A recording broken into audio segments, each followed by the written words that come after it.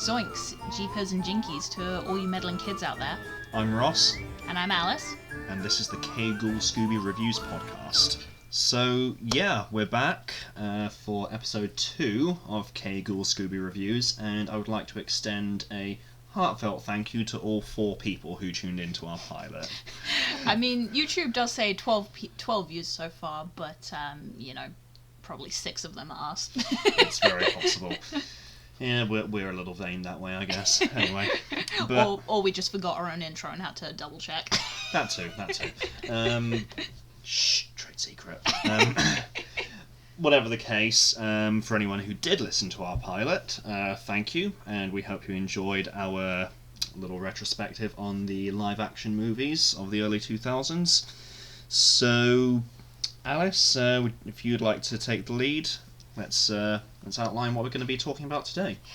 Okay then, so for this second episode, we're going to do more of a free-form list format, and we're going to look at everyone's favourite thing about the Scooby franchise. No, not the snacks, the villains. The villains throughout the franchise, throughout various different films and TV shows, just all of our favourite ones, basically. Pretty much, yeah. So we both compiled lists, our top 10 Scooby-Doo villains over the years. We'll alternate in ascending order and see where we intersect and differ, and you guys can compare your lists with ours too, I guess. Yeah, I have a feeling our list may connect a lot. We're too much the same people. It's unfortunate. But yeah. I think there could be some surprises. I feel like there will be some noteworthy differences. I think there are certain villains that I rate higher than you do, and vice versa. Yeah, and I think shocking secret, I'm a year and 2 months older than him, which obviously that's not a lot, but you got yourself a toy boy. And you got yourself a cougar. But in the realm of kids TV shows, like 1 year's difference is like 5 years. That is true, yeah. We've talked about this before. Like there are certain shows that I grew up with that I try to explain to you, and you're like, no, I was too old for that by that point. And I'm just like, you're a year older than me, but it's like it does make a difference. Exactly. On that note, though, I should proceed with a quick disclaimer, as with our first episode. Scooby-Doo obviously is, by and large, a pretty family-friendly franchise, but we can't always guarantee this will be a family-friendly podcast. Today's episode, there will probably be a little bit of language, some potential horror-centric content, and, spoilers for across the whole franchise, which isn't really a, content age classification warning so much as just a be wary of spoilers thing, but listener discretion advised on all counts, I guess. Basically. So, when we started trying to decide who our favourite villains were across the many iterations that we were familiar with and less familiar with, we decided let's look at particular criteria for how we could sort of look at these villains and rank them. Yeah. So we narrowed down to 5 main bullet points for how to assess our favourite Scooby villains. Those are as follows. So firstly, impact on the plot and a good mystery surrounding them. Second, a good motive behind, whatever spooky shenanigans they're up to. 3, a memorable design. 4, scare factor. Obviously 3 and 4 can intersect a little bit, but, And 5, versatility throughout the franchise or impact on the Scooby mythos as a whole. Yeah, and it's not completely cut and dry with that criteria. I think it's just sort of how we can talk about these villains and how cool they are, or how interesting they are, or how spooky they are. Yeah, because when you were shortlisting yours, you were sort of scoring them out of 10 on each criteria, which fair play. I didn't go that hard on it, but it's like, it's a good way of assessing and it's a good guide, but there will be certain villains that do sort of jump up or knock down a couple pegs just based on personal bias. Oh yeah, ultimately, if it's my favorite, I'm putting it higher than one that technically scored higher. And to be fair, there are certain criteria, like say, I don't know, memorable design, where, I don't know, a character that may or may not appear on our list, being Ravencroft, he's a human. He does not have a memorable design in the way something like the Space Gook or the Black Knight Ghost does. Well, yeah. And speaking of bias, yes, this list will be heavily biased in favour of, you know, our favourite shows and movies throughout the years, and... So kind of mid to late 90s onwards will be where most of our Well, it's not entirely true. I think we'll have a healthy smattering of, like, classic-era Scooby monsters as well. Yeah, basically just whatever we watched as a kid, so, to any pup named Scooby-Doo fans, I apologise. That was not on British terrestrial TV when we were growing up. It's a fun show. You know, we've sort of caught up with a bit of it since, but as far as favourite villains go, there weren't, you know, none of those bad guys were really formative for us in that way, so... No, doesn't mean they're not great, they just weren't formative. Yeah, so we're going to go through our list, 10 to 1. I'll start with my 10th favourite, and Ross will do his 10th favourite, and we'll so alternate until, you know, we finish at our respective number ones.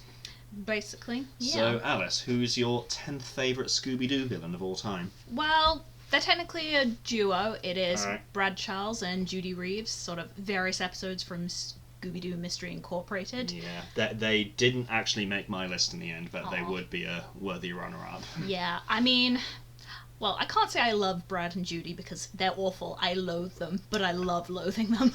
They are sort of textbook you love to hate them, aren't they? Pretty much. They're just like with the sort of original Mystery Inc. Gang from Scooby-Doo Mystery Incorporated. It's a bit like they're all kind of different types of villains, and I'd say Brad and Judy are kind of the perfect mini bosses. Sure. You know, not that they can't be kind of, you know, intimidating or creepy in their own right. I mean, the whole... I mean, they are straight up evil at points towards the end. Like, I mean, the episode... For anyone who's not familiar with Mystery Incorporated as a show, by the way, like, there is a point sort of towards the latter half of Season 2. It only ran for 2 seasons. But after a point in Season 2, it essentially almost entirely abandons the traditional Scooby formula and becomes this kind of ongoing serialized epic, really. Like, it's a fucking great show. But so much love. Such a good show. But yeah, like, but no, Brad and Judy. Towards the end of that, they do some sketchy shit, to say the least. Oh yeah, I mean, one particular episode they kidnap Fred because Fred is actually their son. But again, spoilers for the entire franchise and every iteration. Soz guys, we warned you. Yeah. But yes, they kidnap Fred and put him in this sort of fake future Crystal Cove that's just been ravaged by monsters. And yeah, Brad has gone so far to have plastic surgery to make him look exactly like Fred, so he could trap him through a mirror and pretend to be him to the core gang, while Judy has had plastic surgery to look like Daphne as an old lady, worst case scenario. And yeah, and they hate this, but they're still willing to go that far for their for the treasure and for their own means. So you mean the treasure?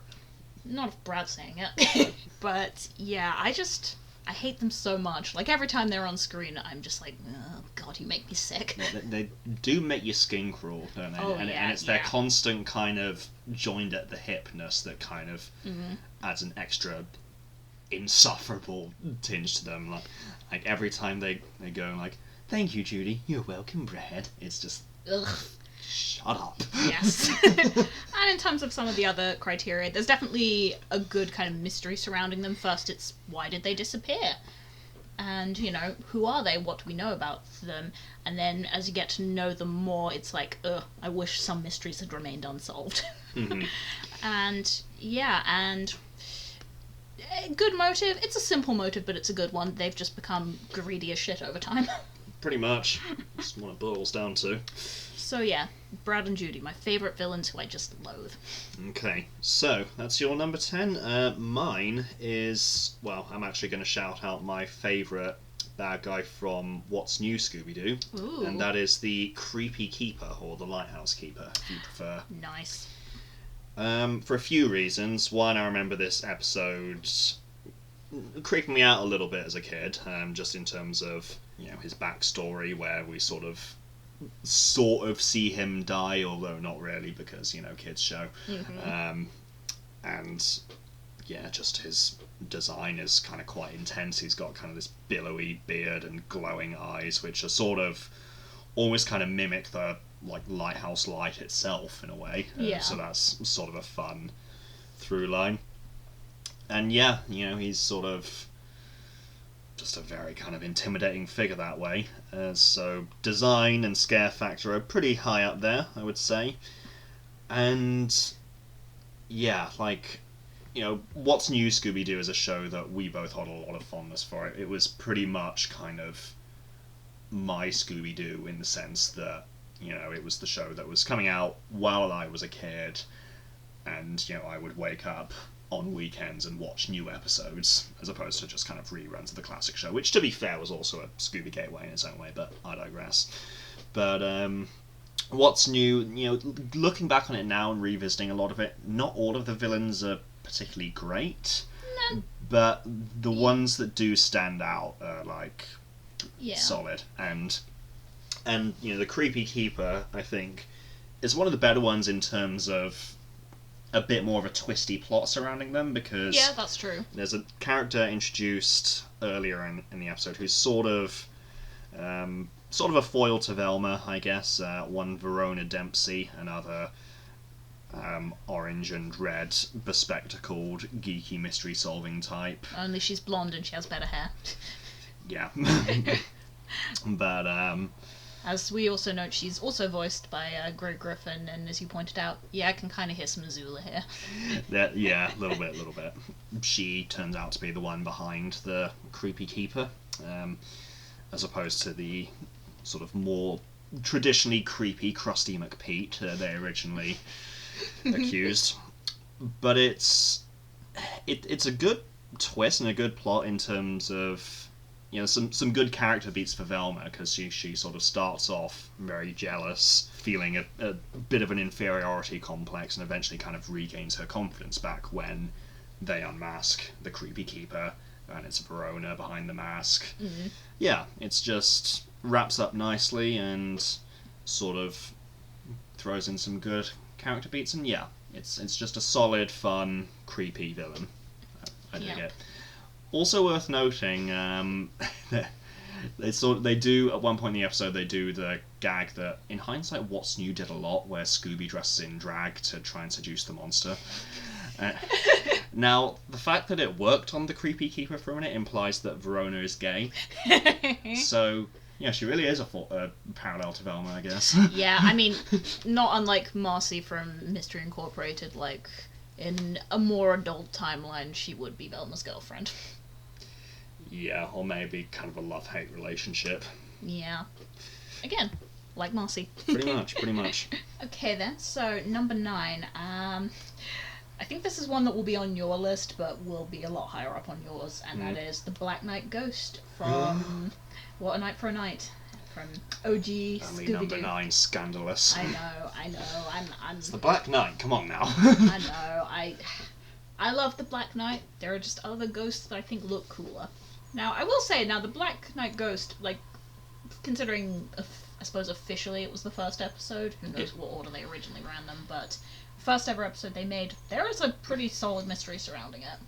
Yeah, it's sort of, again, assuming that this is to be taken as the beginning of the Scooby franchise as a whole. As pilots go, it does a pretty solid job establishing the tropes in the mythos and the beats, obviously some of which would evolve over time, but you sort of know what you're getting right from the get-go, which I appreciate. Yeah, it does show the gang honestly really investigating, and in a way being kind of petty crooks. They do have to literally break into the museum to be able to get it. That's true, to sort of investigate, but they find... Shaggy's up on a ladder, I think. As you put it, Twerk. For some reason, he's just sticking his butt up, I don't know. Anyway.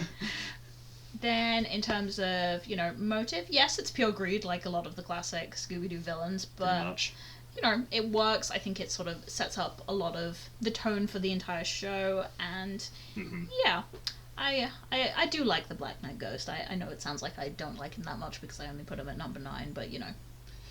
We were shortlisting from like a lot of villains and monsters over the yeah. years, so like to make our top 10 at all is pretty commendable, I guess. Indeed. Scare factor and memorable design. Obviously, he is iconic. I mean, I'll talk about that in a bit, but if you see the Black Knight Ghost, you know it's Scooby-Doo. Mm-hmm. And he's definitely kind of intimidating because he's such just a big presence, and the growls are quite creepy. But yeah, there is definitely something a bit bumbling about him, which maybe put him a little lower in my rankings for scare factor. I can see that. But then the main way he shines is obviously versatility throughout the franchise, because his iconography is everywhere. Pretty much synonymous with Scooby-Doo, right? Yes, I mean, there's a pretty bad Scooby and Scrappy-Doo show episode where they invade a castle, steal someone's dinner, and then what looks to be the Black Knight Ghost is running after them. It's just some rando dude, but there's the iconography. Mm-hmm. And of course we would have to point out Scooby-Doo Monsters Unleashed, because we can't stop talking about it. But main villain, and I love the design. I love the sort of... Honestly, yeah. It's a little more cartoony, ironically, considering that this is the live-action version, but... Yeah. You know, he's a little goofier in the sense that, you know, the helmet moves as he laughs, and he has kind of glowing green eyes and stuff, but it's a good update, and I like the detail that's on his armor, some of the patterns. It just looks really cool, and, you know, makes it look more ornate, and okay, it is more cartoony, but maybe it's a bit more like, I don't know, he's a special knight or something, or he's a noteworthy knight. Yeah, and he keeps cropping up through the movie as a recurring threat, as opposed to some of the other monsters who are just there for one scene and then dispatched. Yes, I wouldn't say he's necessarily that scary in Monsters Unleashed, except when he seems to be able to psychically command his sword and Daphne's trying to battle it while he's just walking down the stairs and Velma's struggling to kind of... Look, no hands. Beautiful. Iconic. Sorry, you're cancelled. I don't know how that hasn't been a meme. I think we said that last time. We did. It bears repeating. But yeah, so I don't think there's maybe any other any other villain throughout the franchise who's as iconic or who's been as impactful on the mythos. The only one that I think might come close would be the Creeper from What's New, not What's New, Scooby-Doo Where Are You Season 2, who he did not make my list, spoilers. Okay. But yeah, he's another one who's been just iconic throughout the franchise. But I think the Black Knight Ghost, he's a lot cooler and more kind of fun and nostalgic because he was the first. Yep. I mean, you know, spoilers, the Black Knight Ghost appears on my list higher up, so I'll talk about him a little more then. As far as my number 9, funny you mentioned the Creeper, that's my number 9. Okay. So yeah. He almost made it. He ranked quite highly in terms of when I did my marks out of 10 and then out of 50. He might have actually gotten the highest marking out of all the classic villains. I just decided I didn't like him as much. Sorry, Creeper. Well, don't worry. He'll get some rap from my list. I think, again, we rewatched this episode together recently. I think what I really like about the Creeper that stuck out to me this time around is the contrast between, you know, Mr. Carswell, who's the kind of like wussy and demure bank president behind the mask, and how kind of aggressive and how much of a dickhead, frankly, the Creeper is when he's in full costume, terrorizing everyone.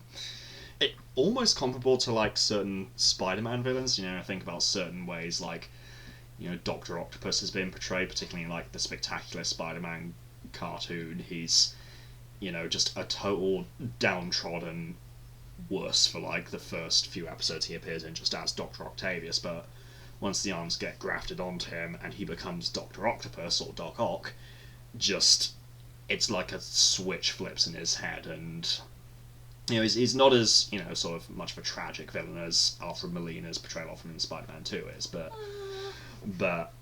it's kind of like that, in that like the minute that he kind of gets his supervillain persona, that's it. He's just kind of gives himself free rein to just plow through people like they don't matter to him. And the Creeper, you know, very much seems to have that kind of mentality too. He's certainly one of the more violent of the classic Scooby villains. Yeah. Like, there are moments where he like properly kind of swings for Velma, I think, and tries to try to throw the gang or one of them out of a window or something at one point. I think so. I mean, the way he's finally apprehended is they all jump into a haystack, he follows them, and then Scooby presses the button so they all end up in hay bales, which I'm not going to lie, I thought it was a wood chip for a second. I'm just like, okay, this episode's more brutal than I remember, but to be fair, it was more brutal than I remember in the sense that the Creeper is, a kind of a violent asshole. So yeah, like, I mean, in terms of, kind of good motive, it's fine. Much like the Black Knight Ghost, kind of your standard greedy capitalist stuff. But, that's part of the course for the Scooby franchise. It's pretty solid. Scare factor is so-so, but design is definitely memorable. Like, you were saying about the Black Knight Ghost, it's like the Creeper is one of those monster designs that is just synonymous with Scooby-Doo. You look at him and you're immediately like, that's a Scooby-Doo villain. I was saying when we rewatched that episode, I'm surprised that he wasn't in Scooby-Doo 2 Monsters Unleashed instead of just the zombie character, because I think he is like a background prop at one point. Yeah. One of the costumes in the museum, but they don't actually do anything with him, which is weird. But yeah, I mean, I feel like the zombie's more of a henchman, so why not have Creeper, because he's the same kind of hunched over figure. Yeah, agreed. But, the Creeper has, despite his disappointing lack of appearance in Monsters Unleashed, he is definitely versatile through the franchise. Oh, yeah. He's appeared in a couple of comic books, and they actually expanded the lore around him in Mystery Incorporated. Sort of. Because, final twist. Well, indeed. But he's, he is there, and they kind of build on him a little bit. So yeah, that's fun. And according to, for the record, as far as citing our sources this episode, we're basically going entirely from, like, the Scoobypedia wiki, and we've got all the pages for all of our villains up. Apparently, he was in a fairly prominent episode of Scooby-Doo and Guess Who, which maybe we need to get more up to speed with that. But the point still stands. Like, the Creeper's kind of been synonymous with the franchise since his first appearance. He keeps cropping up and keeps getting recontextualized for different iterations, so yeah, like, I couldn't not have him on my list, I think. Fair enough. As you can tell, Ross has more respect for the lore. I just go with what I find creepy. Yeah, there's a bit of both. Okay, for my number 8, I've been a bit of a twerp. How so? It's a tie. That's cheating, come on now. I know, I'm sorry. I just genuinely could not pick between these two. So, they're both from... This is probably going to be one way our list does differ. I have a feeling no one from this version of the show has made your list, but when I was very young, the first formative Scooby-Doo thing for me was the Scooby-Doo show, the sort of... Yeah. Yeah. Which is, I guess, technically an extension of Scooby-Doo, Where Are You?, but also its own thing. Yeah. They introduced a couple of new characters and kind of had a different vibe. Yeah, it's not as crazy as... It's not as sort of off-the-wall crazy in the way the original show is, but I think it can sometimes be pretty good with having sort of creepier looking villains, or just, being a little bit more... Although it was overall like a little tamer in as much as definitely. like it didn't have the atmosphere that the original run did. And not quite the same humour. Well, sometimes it did. A frog jumping through a cornfield and then Scooby and Shaggy going ribbit after him will stay forever burned in my mind, but... I'd forgotten about that. But that is not the villain. Those are not the villains I am talking about. I have a tie between Dr. Coffin from the Harum Scarum Sanitarium and the 10,000 Volt Ghost from What a Shocking Ghost. Okay, then. So, yeah. Okay, with Dr. Coffin, I think... I just remember having the image of him, standing on a mountain, laughing in the lightning and the rain, just burned into my head. And when I got to rewatch that episode, I thought, oh yeah, I remember this. I remember so much about it. And he's creepy. Like, by the kind of old Hanna-Barbera animation standard, he is quite a creepy, kind of gaunt-looking thing. He's someone I could actually imagine working really well in live action, which... Where is it? Come on. Sorry, just trying to find... Trying to get the right Scooby Wiki page up. So many tabs. Okay, got it. Damn, too many tabs. Darren Bush is yelling at me. But he did have a costume appearance in Scooby-Doo 2 Monsters Unleashed, which you can sort of see here. And, like, I don't know, like, it's pretty creepy, like the blood. Sure, yeah, it does kind of have that mad scientist vibe. Yeah, you could sort of imagine this as a character Jeffrey Combs would play. Certainly, yeah. Which, come on, Hollywood, make that happen. But yeah, I just find him quite creepy. Mm-hmm. And I think, at least in terms of impact on the plot, good mysteries surrounding them, I think he's probably one of the best, if not the best, from the Scooby-Doo show. You know, essentially the gang go to a sanitarium in the middle of the night because all the roads are blocked off, there's so much rain, they physically can't get through because there's also a broken bridge.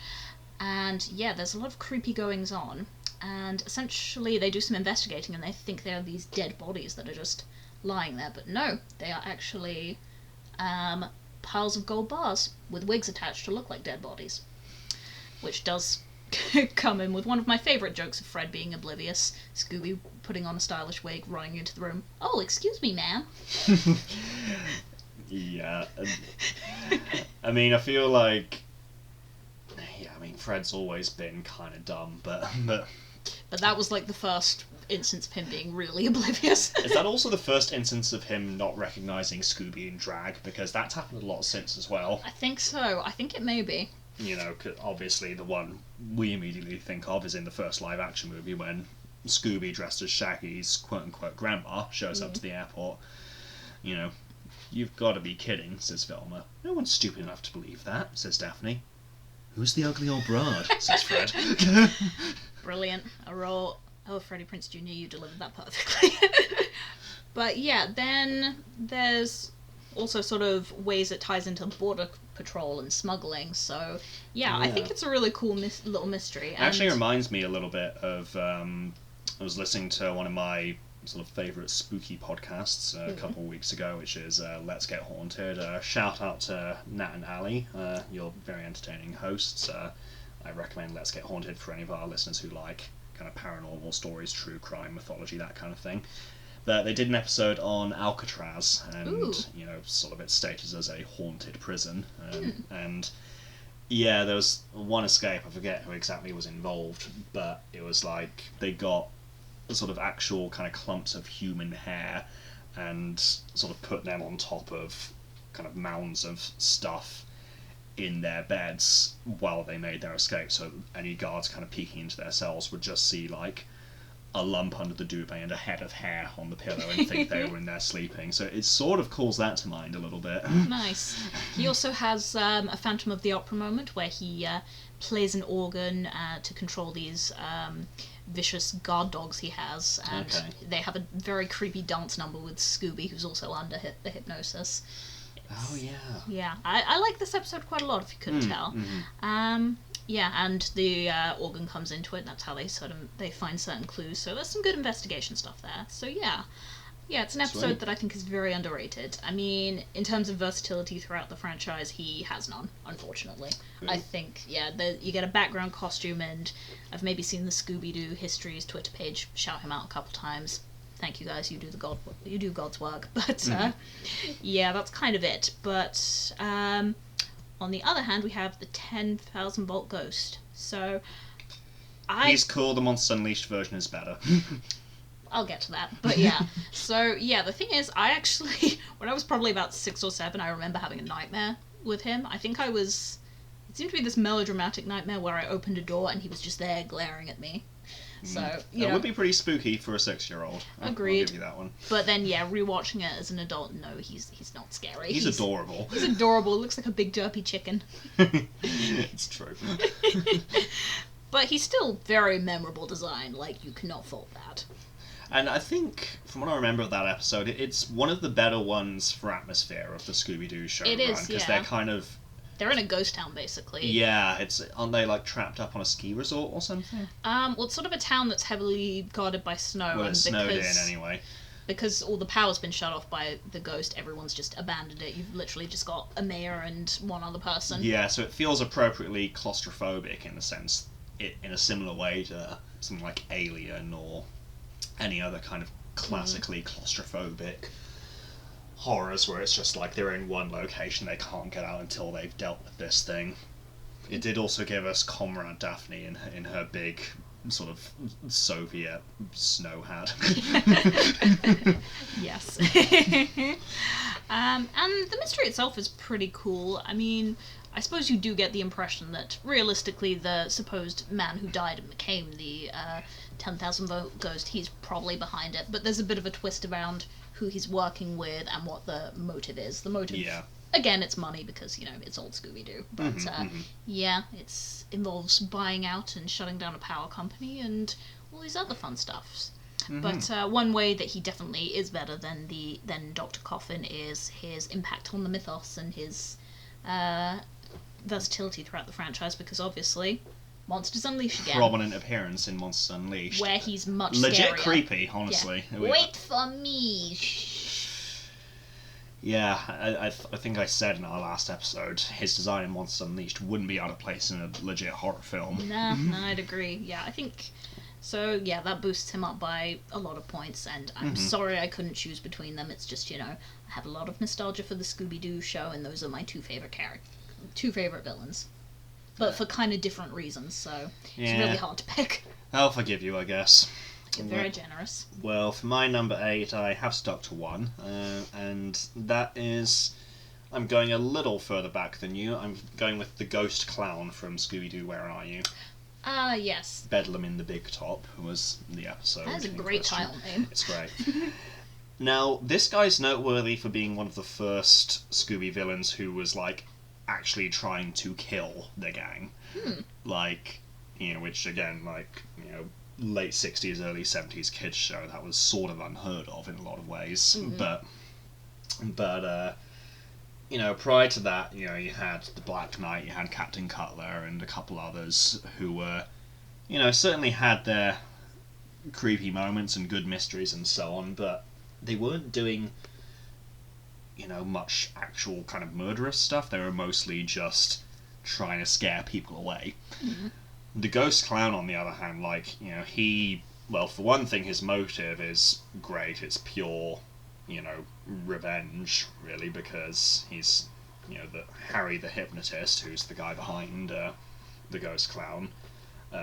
He wants revenge on the circus and is trying to sabotage it and, by any means necessary, really. His main thing is he's got this gold coin that he uses to hypnotize people, and we see, I think all of the gang at one point or another over the episode are subject to his hypnosis, and Scooby's the first. And it sort of sets the tone for the kind of stuff this guy's capable of. He hypnotizes Scooby into going up on the trapeze wire, and then halfway across, Scooby snaps out of it. He's like, "Where am I?" And immediately is, terrified and almost falls to his death. It's like, okay, no, this is bumping the stakes up. I respect this. Fair. And so, yeah, he's definitely high up on sort of, the motive and scare factor that way. And design sort of overlaps with scare factor. Evil clowns are just inherently creepy.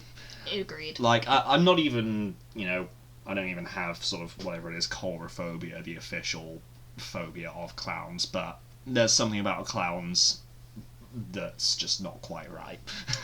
Agreed, yeah. I mean... It's like Stephen King had an interview once, I think it was on Conan O'Brien, when he was asked, what his incentive or idea was behind making, Pennywise the clown, sort of this evil, malevolent figure in Stephen King's It, and he said, I'm paraphrasing, but he said something to the effect of, kids never seem 100% okay with clowns. The parents are always the ones who are at the fun fair kind of pushing their kid forward, it's okay, the clown's funny, and little Johnny's up front no, get it the hell away from me! Maybe kids just know about John Wayne Gacy from an early age. Well, that's a horrifying thought. Yeah, it is. Sorry, guys. Jesus. I knew we were talking about some horror stuff, but I didn't think we'd get into actual true crime serial killers on this.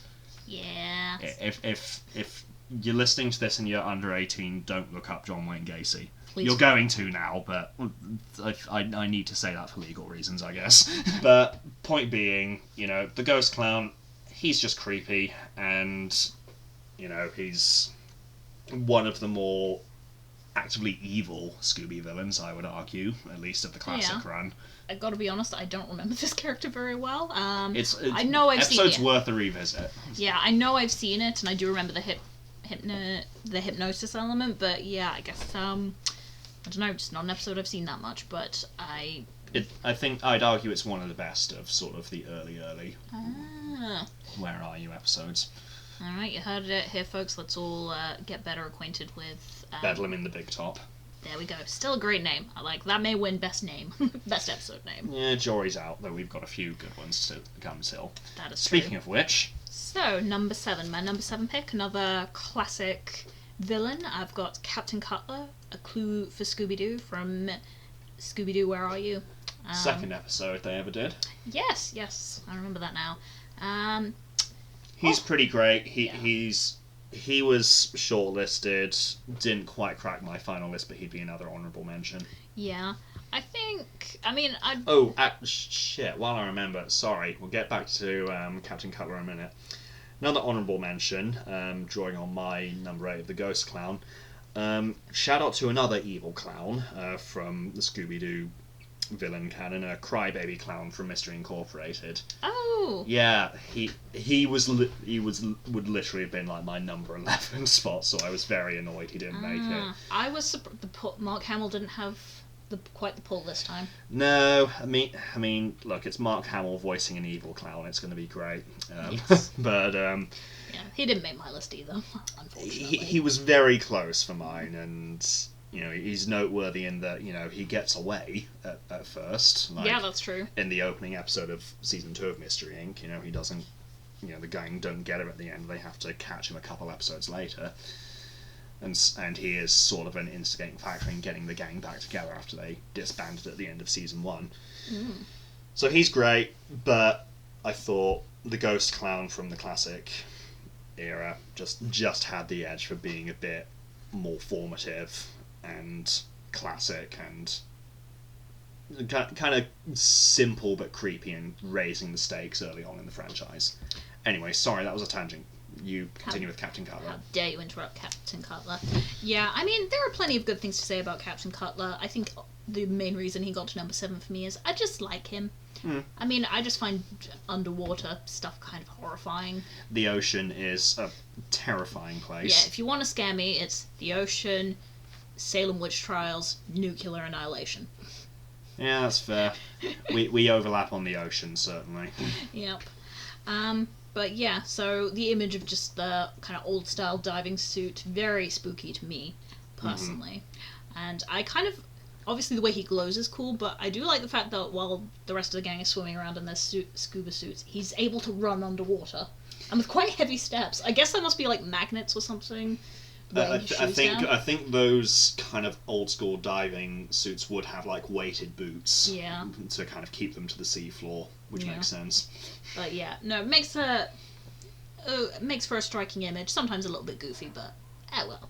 His run is legit kind of like when you kind of just see him kind of like pounding towards the gang across the seafloor. And I think he has one of the best like screams of any of the classic monsters, like the exactly, which was replicated very well in Monsters Unleashed. I think it was. So yeah, it's one of those ones that's notable because it actually is this person actually isn't a ghost. Captain Cutler is not a ghost. He's still alive. He faked his death. Yeah. So yeah, that's kind of it was the first instance of that. Obviously, done many times, but yeah. But it again sort of laying the groundwork for the franchise early on. In the second episode, they have a villain where it's just like, no, it was just the guy who. Yeah. That was similar idea was replicated in the Mystery Incorporated episode Dance of the Undead with Rude Boy and the Scartastics, who I won't ask if they made your list. Again, they would have been another honourable mention shortlist on mine. They didn't make mine. They were shortlisted for yours, not for mine. Fair. But they're kind of a zombie ska band, and similarly to Captain Cutler, it turns out the people behind it is just Rude Boy and the Ska-tastics, and they fake their death to try and bring ska back. I don't know. It's pretty silly, but it's fun. Yeah, and in Cutler's case, it's so him and his wife can sort of steal cargo from sunken ships. Yes. Which is great. Yeah, so I guess in that way he's had a big impact on the mythos in terms of different character beats or like twists that the franchise had, because that has been, I mean, we've got a Mystery Incorporated example, we got this example, but there are plenty. Oh yeah.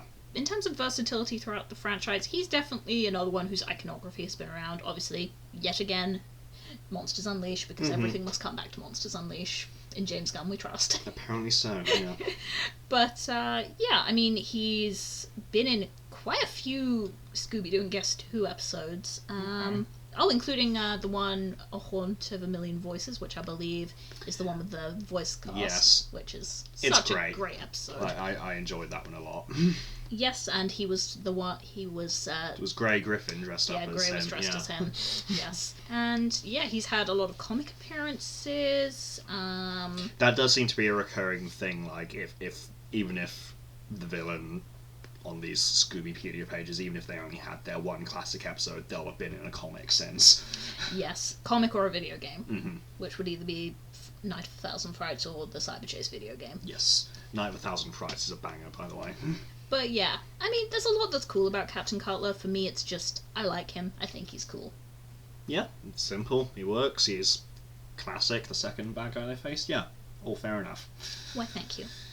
For my number 7, I'm going with, I think the first Mystery Incorporated villain on my list, and that's Aphrodite. Ah. Yeah. So, Aphrodite, for those not in the know, traditionally she is the Greek goddess of love. In Mystery Incorporated, she's horrifying. Yeah. I mean, she definitely scores high for memorable design and scare factor. They intersect, and she's basically a zombified prom queen. Yeah, I mean, the sort of shot where they introduce her is great because she basically spreads sort of love pheromone potions all over a football stadium. Everyone's hugging, about to kiss, and that one of the football players, a supporting character, I've forgotten his name. What are they called? Oh, God, that's going to bug me. I know who you mean. Yeah, but one of them is sort of, who's usually quite aggressive and mean, but he's just sort of very dreamily looking at her. You are so beautiful. And she just turns around with this, like, jagged, crooked, toothy grin. Pure, like, grey skin, sunken eyes. Yeah, it's like... It's like sort of zombie Joker in a dress, effectively. Yeah. Tell me I'm wrong. No. Basically, and yeah. So, definitely scores high for scare factor and, memorable design. And as far as impact on the plot, I mean, it does pretty much entirely revolve around her because, she's spreading, like you say, these love pheromones and puts the whole town under her control. And so, I think after a point it is just Scooby. Yeah. And I mean, who gets help from another supporting character who's usually a villain, who I'm sure we'll mention both later, but I won't ruin for now. So, yeah. But she does end up tying into that plot quite a way as a sort of, he was a bit of a manipulator, he was the mastermind. Yeah, certainly. And no, it's a great episode, with a few kind of twists and turns that both work as a standalone story and factor into the kind of wider lore of Mystery Incorporated as a whole. And, motive-wise, she's essentially just Carrie, but I like that. Makes sense. I mean, look, like, Scooby-Doo and horror iconography do kind of go hand in hand. I compared the 10,000 Volt Ghost episode to, like, Alien earlier, yeah. so, the comparisons have always been there, but I think Mystery Incorporated in particular... Really loved horror. Yeah, like, you can tell the guys behind that show are, like, horror aficionados. I mean, there was that, like, 2-second Hellraiser homage where Sheriff Bronson Stone opens a puzzle box, then opens a door. It's like, we have such sights to show you. Go away. Yeah. Which is, a ballsy reference, and there's one episode that's essentially an extended homage to The Shining. Mm-hmm. As you put it, oh no, we're gonna get a naked, decaying zombie Shaggy. We did not. It was just regular Shaggy. Then he turned into a monster. Yeah, but yeah, that episode's great, and yeah, in Aphrodite, the person behind Aphrodite is this lady called Amanda Smythe, who was a wronged prom queen who was no pig's blood involved, but she was humiliated at her prom via creepy mask, which she then adopted into her Aphrodite costume to enact her revenge. I would maybe say there is something kind of... Maybe she sort of foreshadows other things, like the other former Mystery Incorporated gang and how the town leaves a lasting impression on you into adulthood, because Daphne says a line about how, but why? You're pretty now. And it's like, the scars run deep. Yeah, which is, kind of a throwaway line, but it's pretty tragic when you stop to think about it. I mean, not untrue. Plenty of people who dealt with, severe childhood bullying still carry those scars. Yeah, so. Even if they do have it made now, so to speak. Yeah. But yeah, I really dig Aphrodite. I think she doesn't get enough love in the fandom. Mm-hmm. Well then, you kind of beat me to it, because Aphrodite is my number 6 pick. Oh, well, there you go. So yeah, I don't have a lot more to add. The only other thing that I do kind of dig about her sort of design is that, I don't know, the kind of classic female villain is a temptress or a seductress. Yeah. And I feel like... Femme fatale kind of thing. Basically. But I feel like an often underused kind of side of that is when you have someone who is just objectively kind of monstrous to look at, but their seduction is still able to work despite the fact they fully present their monstrous form. Yeah, I mean, often... she sort of reminds me of like Medusa and kind of similar mythological figures like that in a way.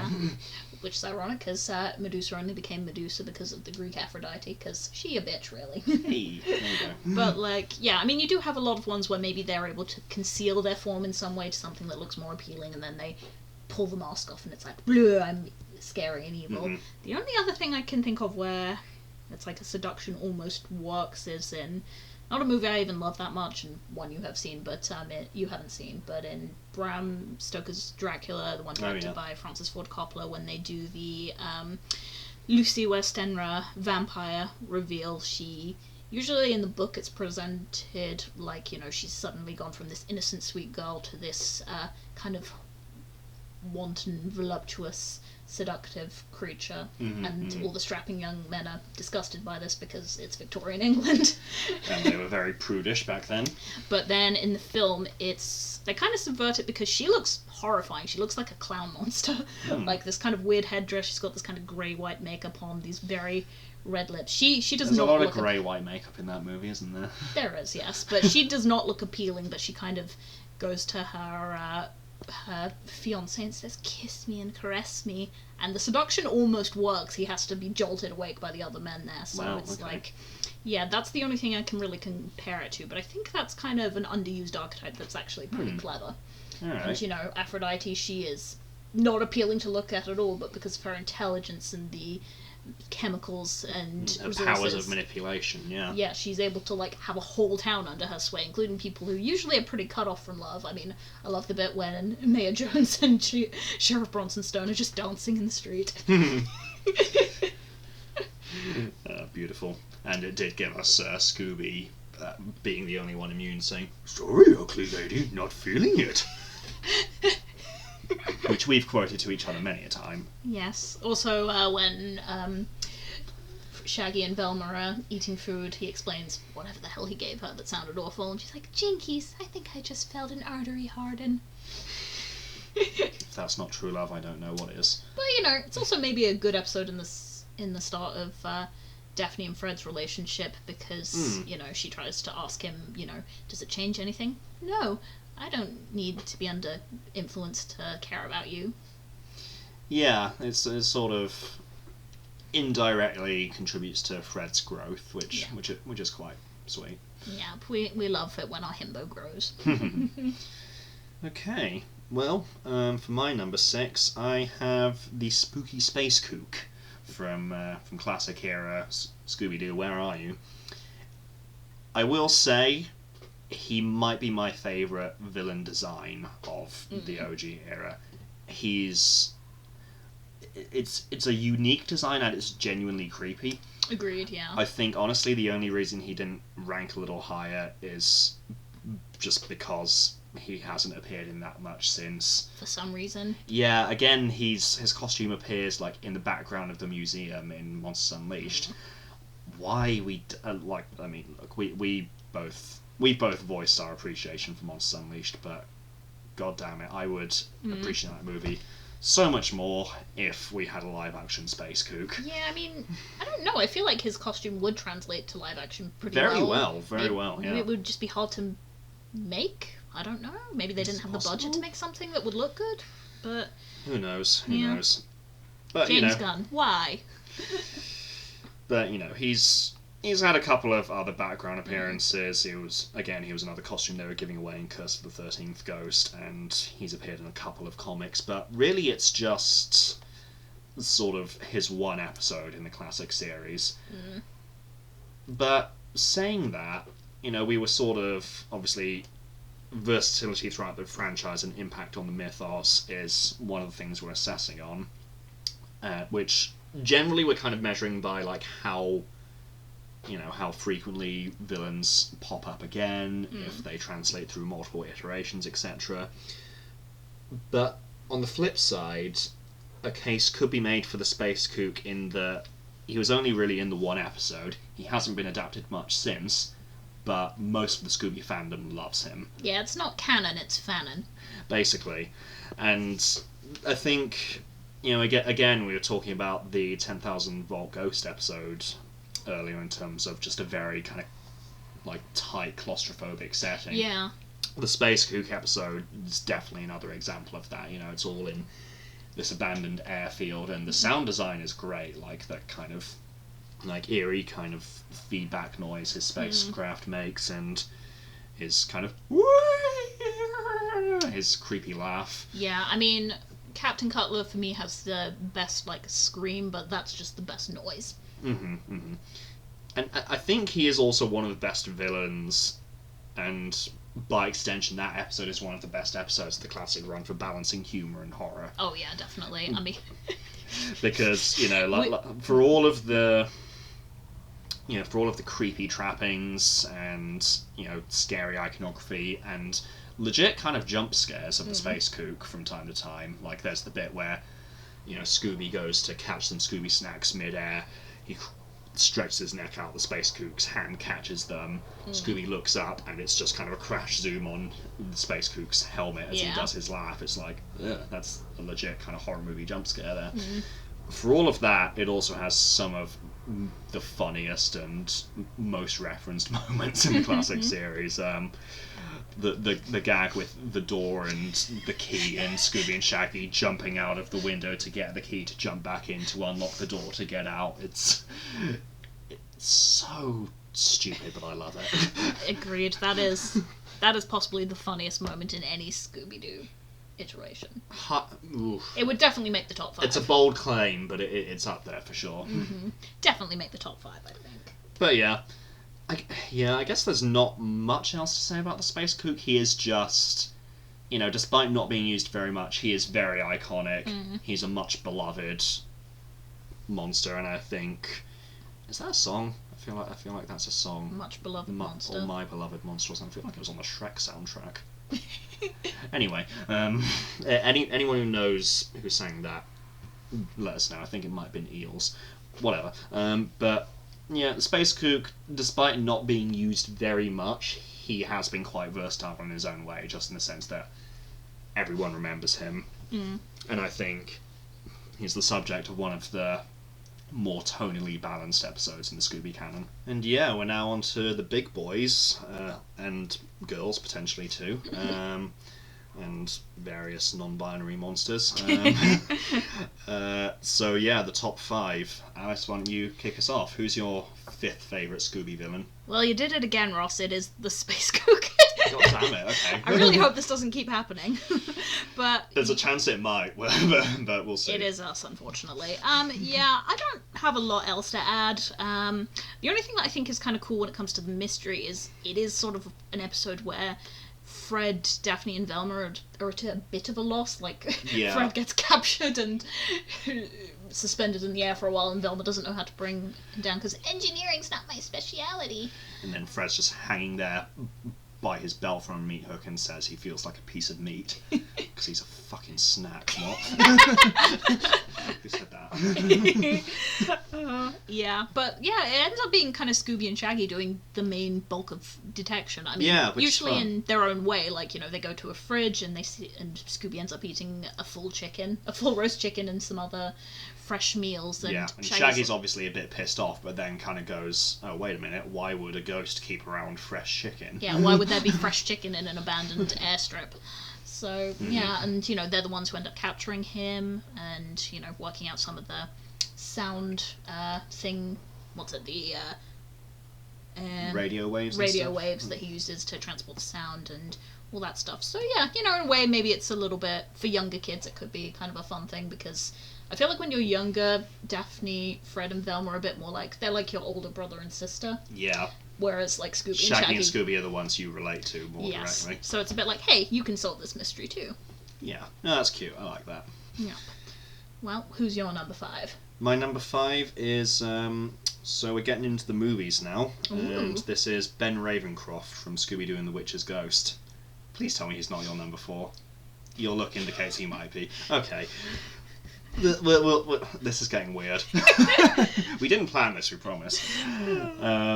Okay, but no. Ben Ravencroft, as we were saying before, he doesn't score particularly high for memorable design and scare factor, because he is just, you know, a dude. I mean, he is kind of the love child of Tim Curry and Stephen King in terms of his appearance. Yeah, according to the Scoobypedia article, he's kind of loosely based on a combination of Stephen King and H.P. Lovecraft, which I guess makes sense. Yeah, that makes sense.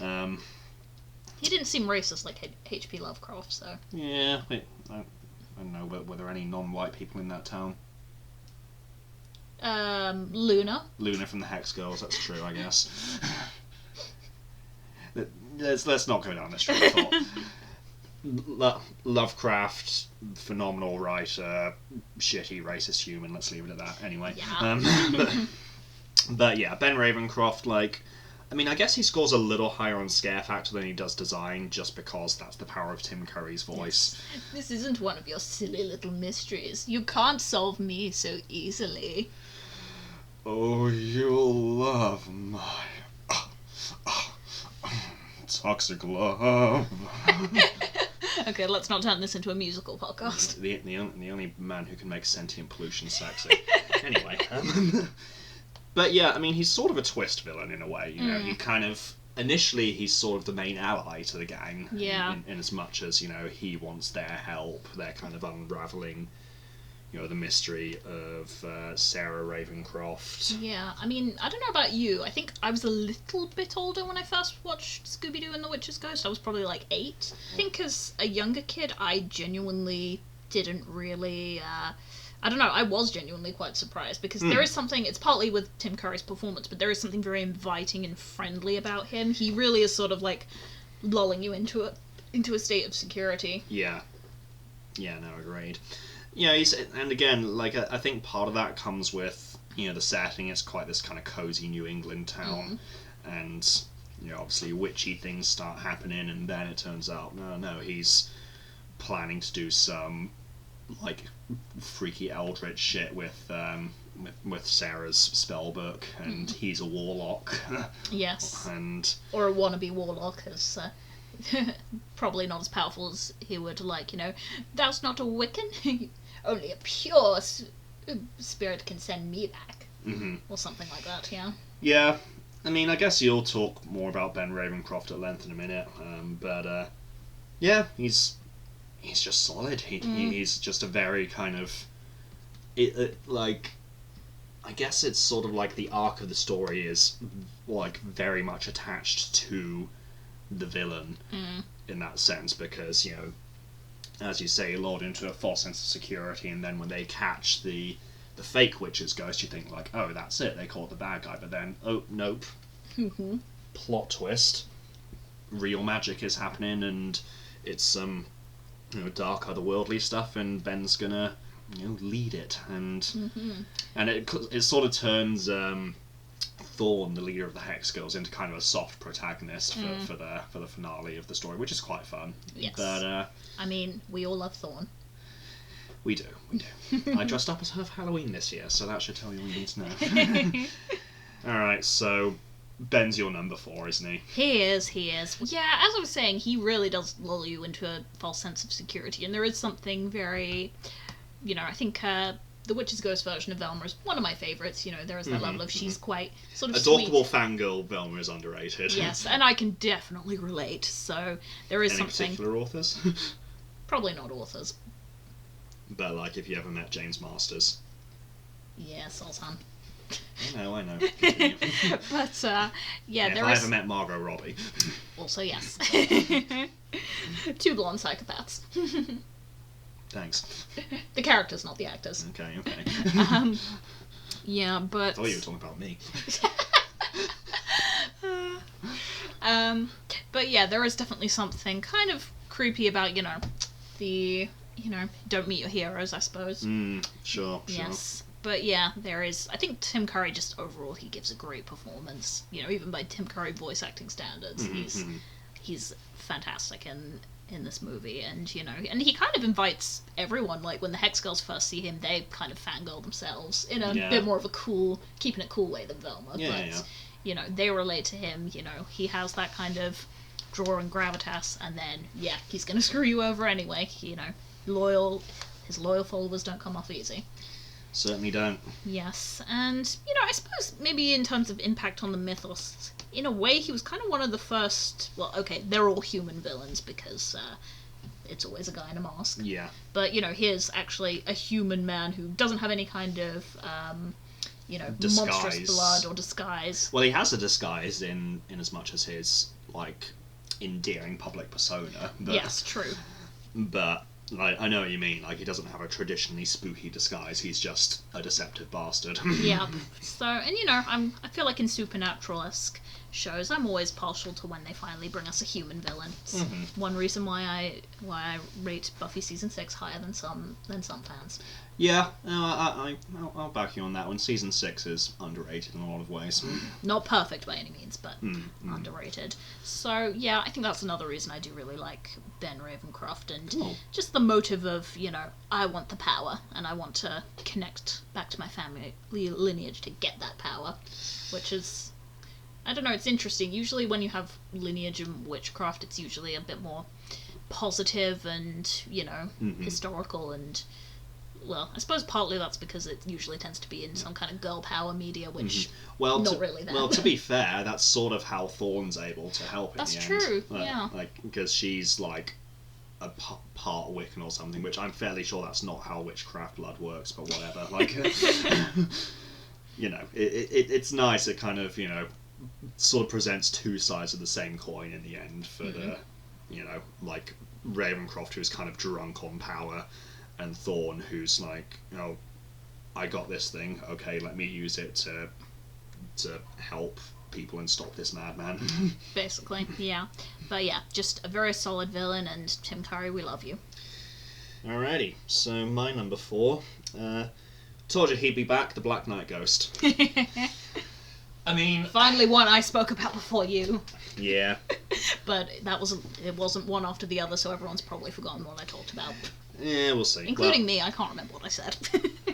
Well, I think I do. I don't have loads more to add, but he is just classic and iconic, really. Like, I mean, put it this way, if at the start of this podcast episode, when we said we were going to be talking about Scooby-Doo villains, which images and which monster designs popped into your head, listeners, like, immediately?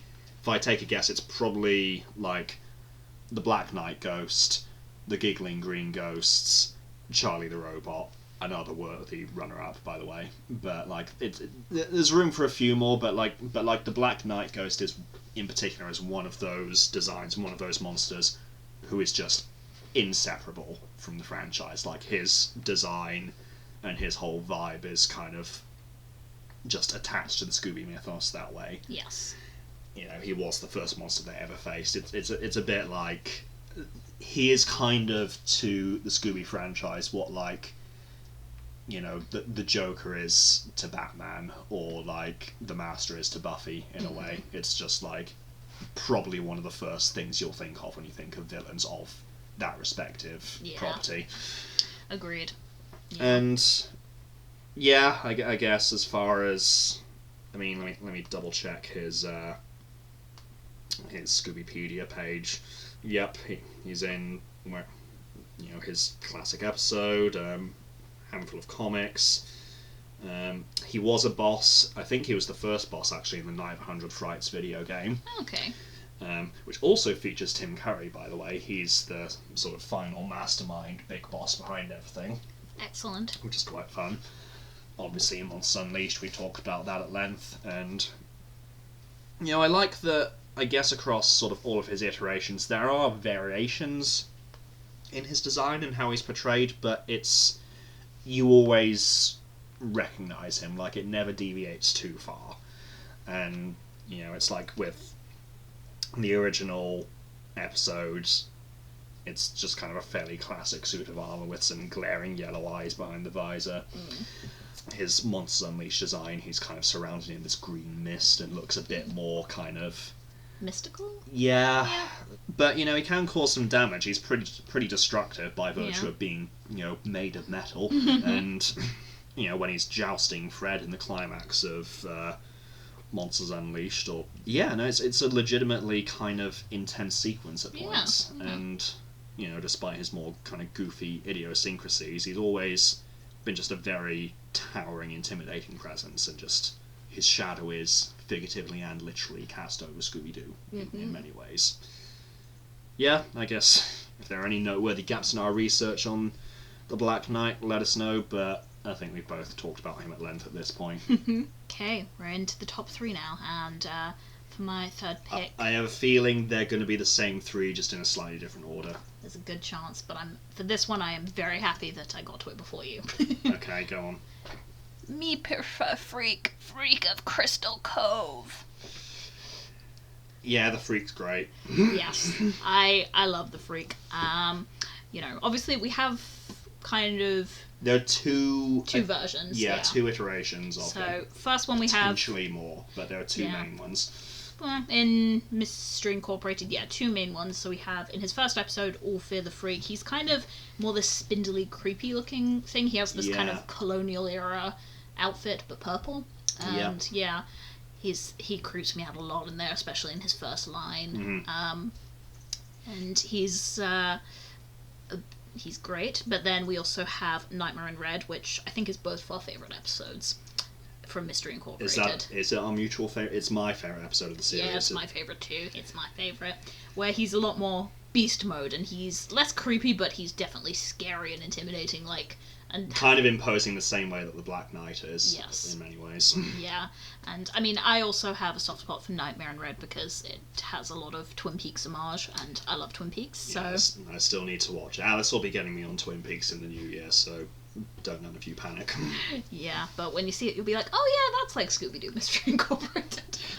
Yeah, I'll sort of have the reverse viewing experience to you, I guess. Exactly. But yeah, no, I think in terms of just creepiness and scare factor, he's like high. Very high.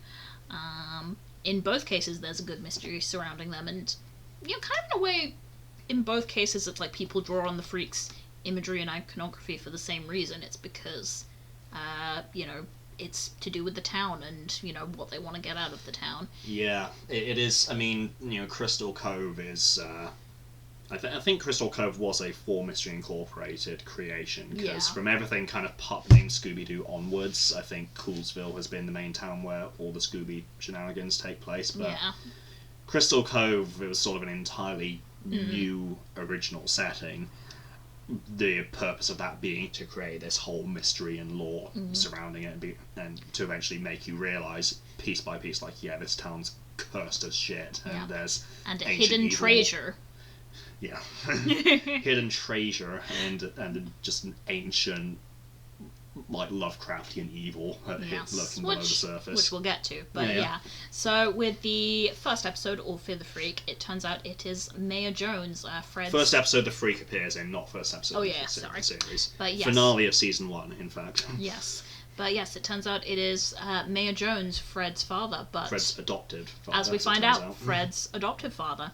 And he's been doing this because he's become obsessed with the treasure. It's kind of corrupted him completely to the point where he doesn't care about Fred, he doesn't care about the town, doesn't care about Chief Bronson Stone, who's very heartbroken by this.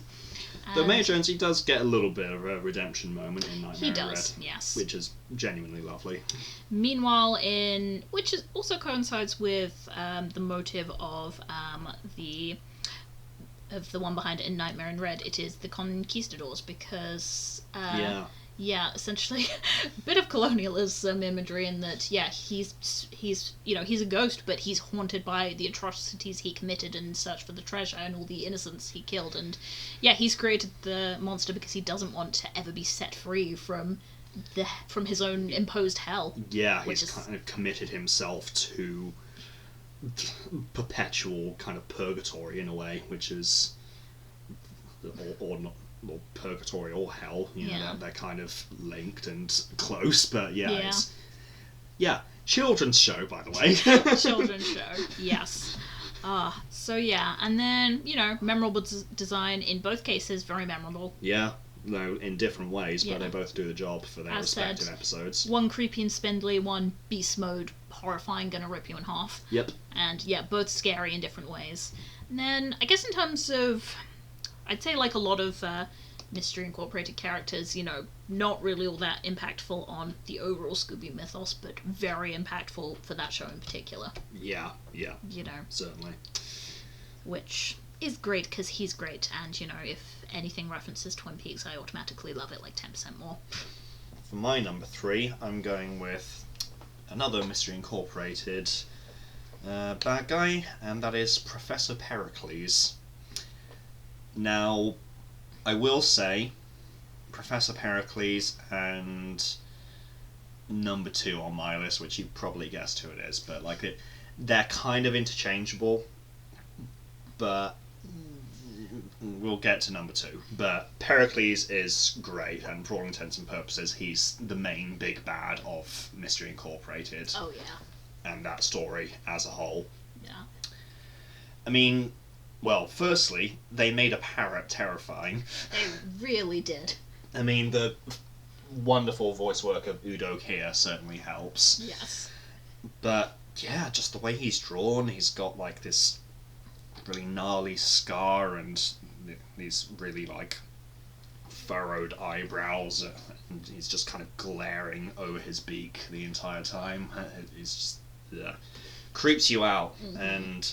from his very first appearance, he's in a mini straitjacket in a cage. And full Silence of the Lambs reference. Basically, Again, Mystery Incorporated creators, they love their horror, and it shows. Yeah, I mean, the other evil, criminally insane animals behind cages, like the inmates leading up to Hannibal Lecter, but like Hannibal Lecter, Pericles is behind glass. Yeah, because, he's... cage won't quite hold him somehow. Why is your taser taped to your hand? He's so good. I don't even know where to start with him, to be honest. He's just... I mean, again, I guess, versatility through the franchise and impact on the mythos. Not much for Scooby in general, but he is inseparable from Mystery Incorporated. I mean, he is the mastermind, really. Yeah. It's him and the Anunnaki. The Anunnaki are the good mastermind, and then Pericles and the ultimate evil that's trapping everyone and manipulating everyone. They're the master manipulators on the evil side, which does kind of culminate in the finale of the show. It's a full blown apocalyptic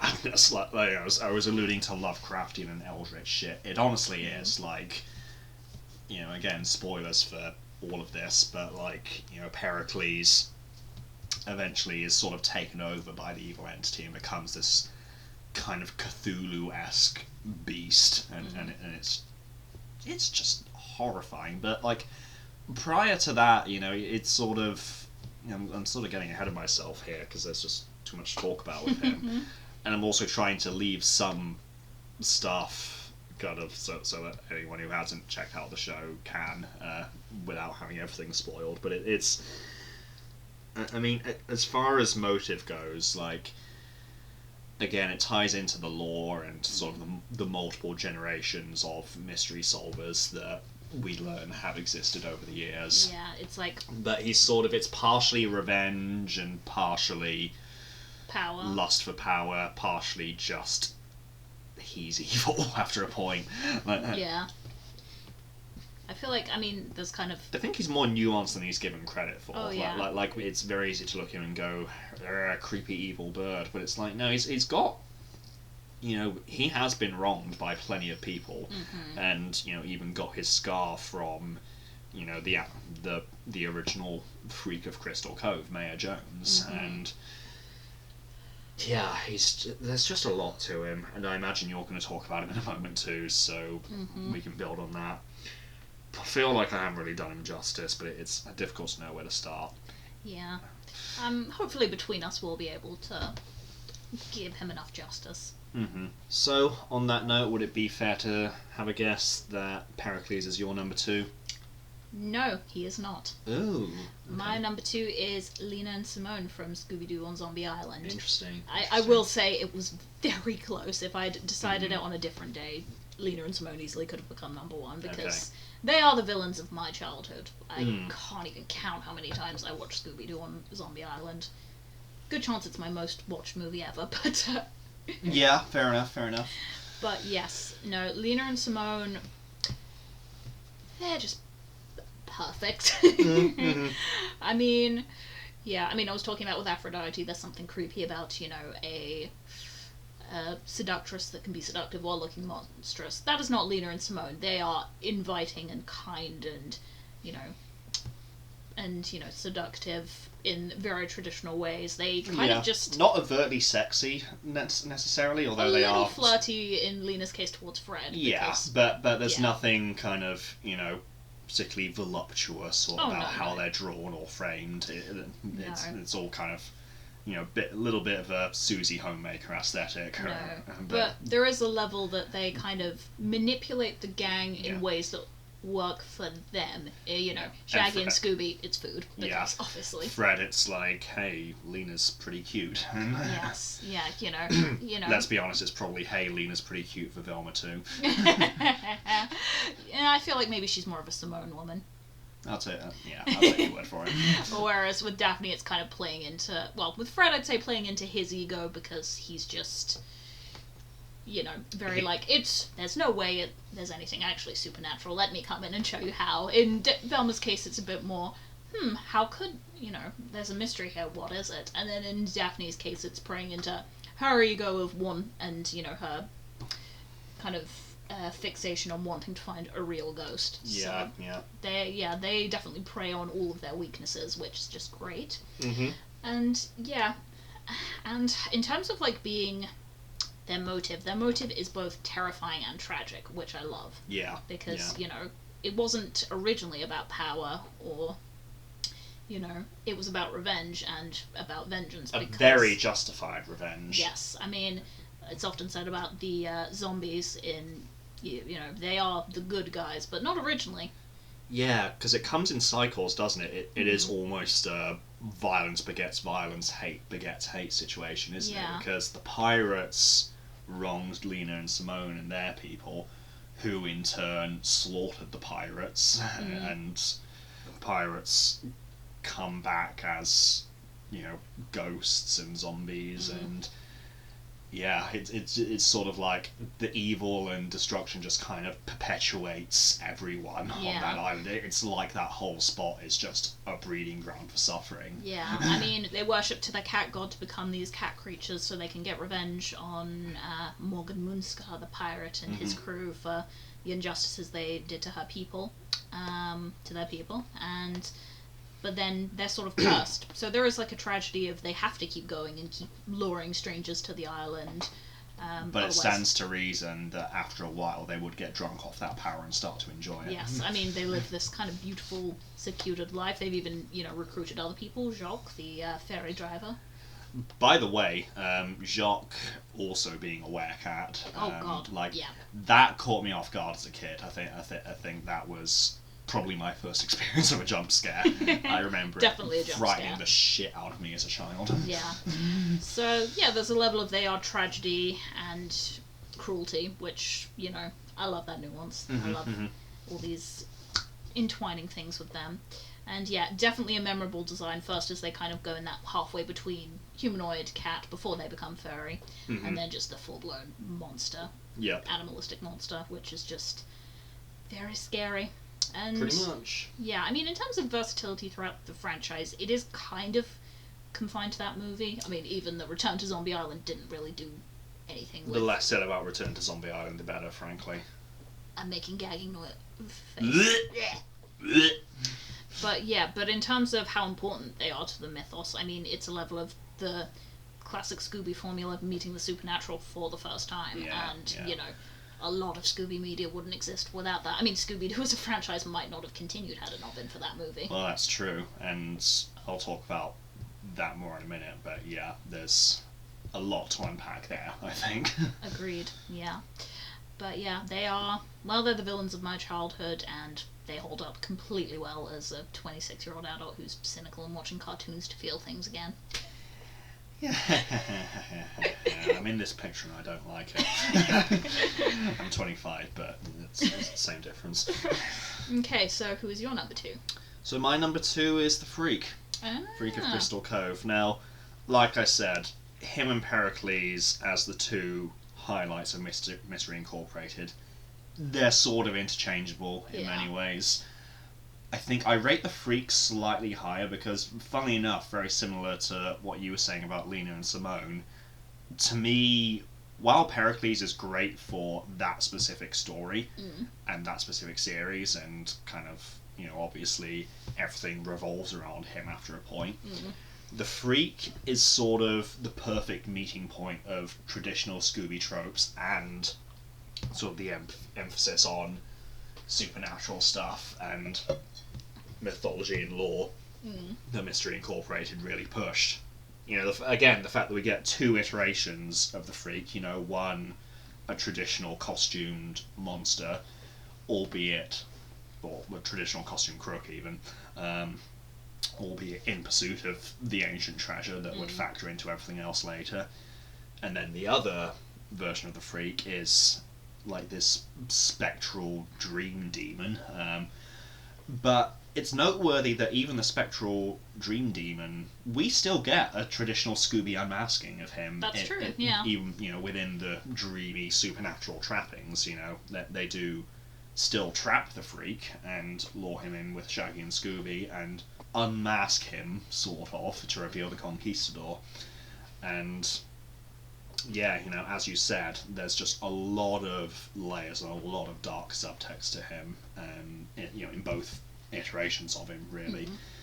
And, the Conquistador kind of freaking out, saying he can still hear the screams of all the people he wronged. It's like, shit. I guess I don't have too much more to add, but to me the Freak is just... he's the highlight of that show villain-wise because he is just kind of the perfect combination of what has worked for the franchise historically and what works for that show in particular. Yeah. I mean, the only other thing I can add is that he is sort of, for that show, he is important to the mythos because when there's a revelation of, hey, there's actual supernatural stuff, Velma kind of loses it for reasons that make sense. Oh yeah, I mean, I think most versions of Velma kind of arguably probably like from Zombie Island onwards, have sort of portrayed her as the cynic or the skeptic.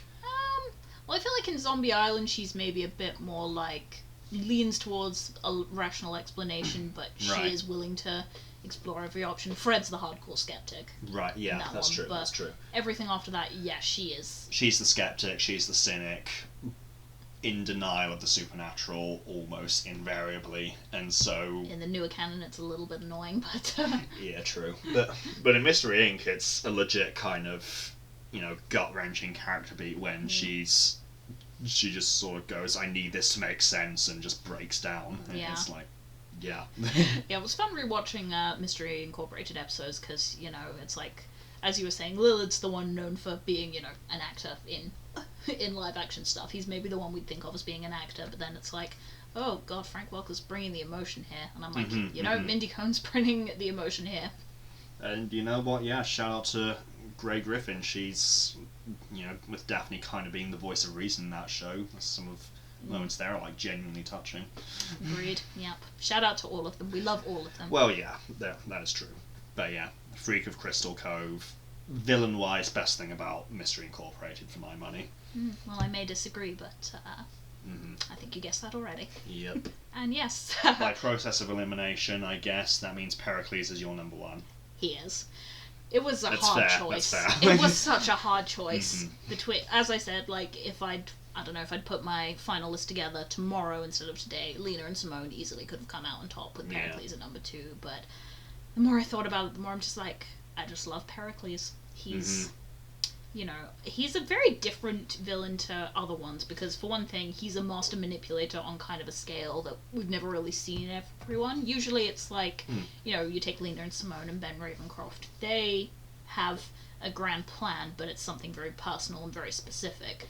Whereas he's sort of got multiple angles and multiple people completely unconnected to the Scooby Gang who he manipulates, such as he's kind of playing all sides to come out on top, effectively, which I think a lot of great villains do. Agreed. Like, I know it's like, I know you're not super hot on this movie, but like X-Men First Class, I rate as one of my favourites in the franchise. It's no Logan, but it's still... Nothing is Logan. It's still a worthy runner-up, but like But yeah, I think an aspect of that movie that doesn't get talked about enough is Kevin Bacon as the villain. I think it's Sebastian Shaw, and he is very much that kind of villain who's just, he's kind of, in the way that Kevin Bacon plays very well, he's kind of a powerful douchebag, but like he's kind of got his fingers in a lot of pockets and he's playing all sides, manipulating this person, trying to reason with that one, killing that one, just doing anything he can to come out on top in the end. And of course he doesn't, and that's the combination of Magneto's arc, but like that's anyway. But yeah, that was a tangent, but my point being, like, I love those kind of villains. Oh yeah. And there is a level that he's quite a good foil to sort of the new Mystery Gang, because know, in a way, it's always been said the gang fill archetypes films. The smart one, Fred's the leader, Daphne's the, pretty emotional one, and then Scooby and Shaggy are the heart of the show. We love them. But he kind of, in a way, is sort of... you sort of realise that, to be honest, unlike with our Mystery Incorporated, the original Mystery Incorporated would have been screwed without him. Oh, yeah. Because, Cassidy Williams or Angel Dynamite, yeah, she was the smart one, but no, she wasn't. Pericles was the one that knew everything and was able to use that to his advantage. Yeah. He kind of was the heart of the group in a twisted way, because they had to disband without him when he betrayed them. Yeah. And, Brad and Judy, for all their sliminess, yeah, they know they're not going to get anywhere without him, so they come back to be with him and help him with his plan, and to help get the power, to get the scrapings of the power that he'll offer them, let's be honest. And, he manipulates Ricky with a sort of the kind of friendship they once had, that, you kind of feel that maybe Pericles never shared, but, he still knows how to manipulate that side sort of Ricky. Of a toxic relationship in a way. It is, yeah. I do also like that he's not... he is greed motivated in terms of power, but like he doesn't fit into, the kind of capitalist scumbaggery that a lot of Scooby villains do, because, well, although he's obviously, like, the most intelligent thing on the planet... pound for pound, it's the smartest brain in the world. Indeed. And, very kind of sort of sentient and manipulative and whatever. He's an animal. Like, money means nothing to him. Yeah. And so, it is just pure, like, instinct and vengeance and lust for power. But at the same time, he can manipulate it when he has, there's the episode with the, no, it's not the Bugalo, that's Futurama, but the... the horrible herd. The horrible herd, he gets access to Ricky's resources, he manages to find a way to take that over completely. Ricky's shut out of his own company, and he creates the horrible herd, which, I mean, we'd both agree they're great monsters, but they're not really villains, so... They're not villains, they're just They are horrifying, though. If we were doing a list of scarier Scooby monsters, they'd be top 5, I think. Yeah. But, if he gets the resources he needs, he gets a few more resources, he can do some serious damage. I mean, that pretty much destroys the town, and he gains control of, the Nazi robots that buries everyone underneath the caverns of Crystal Cove. Kriegstoffer bots, I believe they're called. Kriegstoffer bots, which I legit thought they said Gestapo bots at first, which... They are, let's be real. They can't put the Nazi logo on them because, kids show, but we know what they're supposed to be. It is another way that you can see how calculating he is. Like, he slowly does more damage over time. Sometimes it's on, a minor scale, like with Aphrodite. Sometimes it's more interpersonal damage between the gang. And then sometimes it's just, he's destroyed the whole town. And sometimes it is more of a personal vendetta, like with Cassidy or Ricky. And Cassidy. And, of course, then there is the final episode when he merges with the evil entity, and it's a full-blown Lovecraft monster. Yeah, and I alluded to this earlier, but it's like if Cthulhu was a floating parrot head, basically. Basically. I mean, and it is scary. I mean, he's legit full-on eating people, and there are, like, just dead bodies and limbs hanging from his beak. I think one bit when we were watching this together for the first time, we both kind of audibly shuddered. He just sort of turns to look at the gang approaching and just kind of just sucks a bunch of limp bodies up through his beak. Yeah, and you're seeing characters you know getting eaten. You see the new mayor, Janet Nettles. I think you see Sheriff Bronson Stone. I think you see some parents. It is... Oh, but obviously, it's retconned, the timeline's reset, whatever, but for all intents and purposes, like, in the original timeline, all of these people die. It is an apocalyptic, like, world-shattering thing. Yeah, it is the kind of thing that I don't think I've ever seen done... well, okay, no, that's a lie. Scoob tried to do something apocalyptic in a really lame and boring way, and a way that I've kind of forgotten about already. Yeah, that checks out. But yes, Pericles, in terms of amount of damage he does, how calculating and conniving he is, the way he manipulates everyone around him, I don't think there's a better villain in much media. Yeah, that's fair. Also, killed Ed Machine, or implied to have killed. He killed Ed Machine. Well, yeah. Well, they can't say it because kids show still, but, oh, you misunderstand me. You're not going to tell him anything. And we never see Ed Machine again. I don't know what he did to him, but it was not pleasant. That boy's talons are sharp, let's say that. Yes, Pericles, my number one. Very good. Very good. Well, thank you for expanding on Pericles and talking about him more eloquently than I was able to, but he is phenomenal. Everyone in sort of like the top 3 are phenomenal. Oh yeah, definitely. As far as my number 1, you probably guessed it's Simone Lenoir and Lena Dupree from Zombie Island. Now, I guess I knew they'd be my number 1. Again, like, it is tough, because, like, I don't want to understate how much I love the Freak of Crystal Cove and Professor Pericles in their own right. But Simone and Lena, I think, they're just... I have no problems with them, like, at all. No. And whereas, like, some of the other villains we've talked about, we can kind of pick holes in certain things, like, they've only been in one episode, or their motive wasn't that strong, blah, blah, blah. I have no issues with Simone and Lena. The casting helps, too. You've got, I believe it's Tara Strong as Lena, who's... Yes. She's just one of those prolific voice actresses who, if you cast her in something, she'll be reliably great. And Simone is horror and John Carpenter Illuminati on Adrienne Barbeau. So it's like a Catwoman and Batgirl reunion. you alluded to this earlier in terms of how they, and by extension Zombie Island as a whole, kind of saved the Scooby franchise. Mm-hmm. I think the reason they have the edge for my number one spot over the Freak and Pericles is you've got to remember how important Zombie Island was. Oh yeah. At the time it came out, because the franchise had been dead for about a decade or near enough at that point, and obviously a pup named Scooby-Doo came around in '88, and the '80s saw all the red shirt shaggy stuff. Yeah, and 13 Ghosts. Funnily enough, all of which did kind of have supernatural story elements as a thing that was just there and not made a big deal out of. Mm. But, I think by virtue of Red Shirt Shaggy, we can kind of allude it or infer that it's sort of a different take on Scooby-Doo in that there's not a traditional mystery, it's just kind of goofy supernatural antics. And I can't really think of any that I would say are legit scary. No. Maybe some that are creepy and some that are better than others. Agreed. There's probably some good 13 Ghosts villains if I really look through it, but...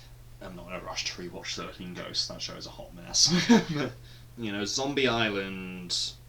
Well, funnily enough, we were rewatching a YouTube video earlier today by shout out to Scott from NerdSync, who's done a lot of Scooby-Doo centric video essays. He did one on Zombie Island, and I'm paraphrasing, but the way he summarised it was essentially throughout the 80s you had a lot of Scooby properties that had supernatural stuff, but was never particularly scary or atmospheric. On the flip side, you had, all of the kind of classic Scooby-Doo, Where Are You?, the Scooby-Doo show stuff, which never had any real monsters. It was always, criminals in masks, but it had the scares and it had the atmosphere.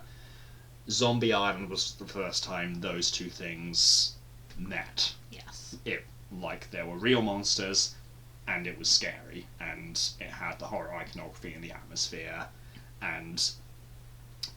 it was the first time in the franchise that, the monsters being real was a revelation and sort of came as, a genuine, surprising twist that impacted.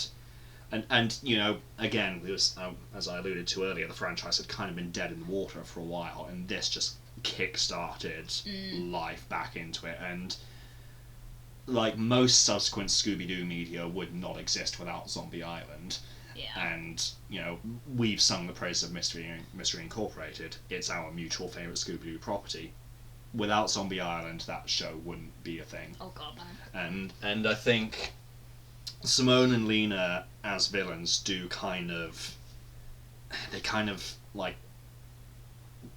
they just embody a lot of that importance and a lot of that sort of impact on the lore and the franchise. I'm sort of running the risk of repeating myself here, but effectively, they arrived at the perfect time in the cultural zeitgeist. They, were a compelling sort of thing throughout the story that sort of like Ben Ravencroft kind of lure you into a false sense of security even though you're aware something's not right from the get-go. And they are villains with nuance. They were people who were wronged and underwent unimaginable tragedy and pain from Moonscar and his invading pirates, but violence begets violence, hate begets hate, and through appealing to their cat god, they became both figurative and literal monsters in their own right. And Lena and Simone, they're nuanced, they're great, they're well acted, they're terrifying. They were in maybe the most important Scooby property in the franchise's history. Just they're wonderful and they're my favourites. So we overlapped a lot, especially in I figured our top three would be the same, just in a different order. I was legitimately expecting that Simone and Lena would be our mutual number one. As said, if I'd ordered the list tomorrow, it could have easily been them. But I just, I love me a serialized villain. That's fair. No, I mean, yeah. We could go on, and again, I think we may be at risk of repeating ourselves, but... Yeah. Were there any things that I didn't include that you were... Or any, monsters I did include that you were surprised by? I mean, from my side, as said, I'm surprised Crybaby Clown didn't make it, because obviously it's Mark Hamill voicing a creepy clown. Yeah, he was this close, Yeah. honestly. He was... If we were extending the list, he would be my number 11. I mean, he is great, but yeah. But yeah, I just... To say that What's New Scooby-Doo wasn't always brilliant in the villain department compared with other Scooby properties, I was pleasantly surprised on revisiting the Lighthouse Keeper episode at how well he, or I guess she, really held up. I mean, I watched a fair few What's New episodes to decide if any of them made my list, and not quite. Lighthouse Keeper could have made it. Shari, the AI house, yeah. That's an episode that really stands out to me, and, that one's kind of cool because it's like, it's not really supernatural, but it's... It sort of feels like it is. Yeah. Which, a couple What's New episodes did that, but I did enjoy the zombie gladiator. He's just kind of imposing presence with kind of a smart plot for what's generally one of the more simple Scooby shows, just in terms of iconography and stories. Yeah. I think as far as other honourable mentions, shall we just rapid fire a few? Charlie the Robot. He's sort of a classic one from the from Where Are You? Who's pretty much synonymous with the franchise, and his iconography pops up a lot. Oh, totally. And the episode itself is, quite claustrophobic and atmospheric in that way. For me, the Creeper has said, he's, as said, him and the Black Knight Ghost tied for probably the most important to the mythos. Yep. I was sort of going on a whole spiel about, the 80s movies and stuff. You know what? I'm not super familiar with the film compared with other ones, but I remember Revolta from Scooby-Doo and the Ghoul School being legitimately kind of gross and creepy in her own way. Yeah, I think I remember that. She was doing these kind of mind control tactics on the monster kids, and... Which, how dare you do that to Tannis? Yeah, for what's mostly quite a cute and silly film, it's legitimately freaky at points when she's doing her evil stuff, and yeah. Yeah, I think in terms of Mystery Incorporated, because that's what we're thinking about on a daily basis, the Fright Hound so nearly made it. He's up there. I mean... For sure. Well, it's up there, it's a robot. Yeah, I mean, that one, it also, especially now, feels kind of hot. It's important considering Jessica Walters. She's behind it. Which, I miss her. Don't we all? But yeah, there's... so many good episodes in Mystery Incorporated. We could go on, but I think if we do, this will detract from our main list. Yeah, so. And this isn't a Mystery Incorporated episode. No, put a pin in that. We'll almost certainly talk about that show more in depth soon. Oh, more than likely. So, if you've been able to stomach hearing us ramble about Scooby-Doo villains... For pushing 2 hours, as per... Well, I mean, I'll edit this down, but it's been a while. Yes, and, kind of repeating ourselves, as said, me and Ross have way too many similar opinions, but, yeah, thank you. We differ on a few noteworthy ones, I think. There were a couple of surprises. Yeah, true. But, yeah, thank you again. This is the K-Ghoul Scooby Reviews podcast. Yeah, I need to think of a Scooby-centric thing to sign off with. Gotta go get baked and have some Scooby snacks. That's just a Saturday night. Touche. Right. Bye. Bye.